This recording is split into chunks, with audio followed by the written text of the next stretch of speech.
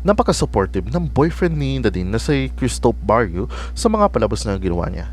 Ito ang mga sinabi ni Nadine sa naganap na special screening at medyo ko ng kanyang series na Road Killers. Siyempre natatawa siya pag pinapanood niya kasi kapag nakikita niya ako, feeling niya ibang tao. Of course, he is proud of me.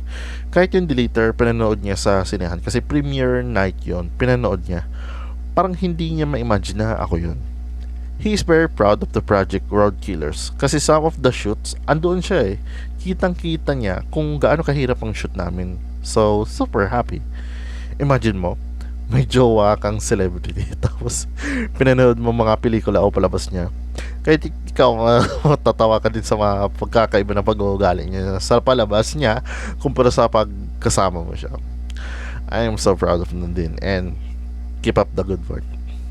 Anyways, yan lang ang balita ko sa niyan. Ako si JP, show is 40.